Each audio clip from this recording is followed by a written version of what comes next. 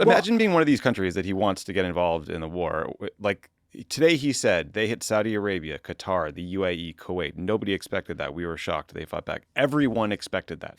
What the Iranians are doing is what everyone expected them to do, which is to fire at U.S. military bases in these places to close the Strait of Hormuz.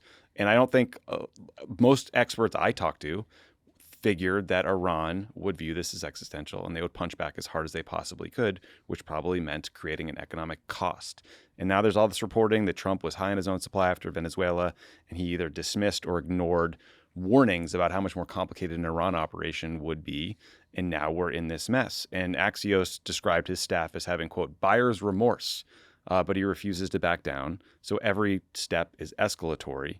And you're telling like NATO or the Philippines or Japan to jump into this situation, send your troops? I got to say, too, from just a pure political perspective, can't reflect too well on Donald Trump with the American people that we put out a call for our allies to help us and no one wants to help us. Maybe because he has browbeat all of them, not just in the run-up to this war, but on tariffs, on NATO, on everything else. He has basically spent an entire year and many years before that just attacking all of our closest allies, and now he's somehow surprised when they don't come to our aid and for his crazy fucking war plans.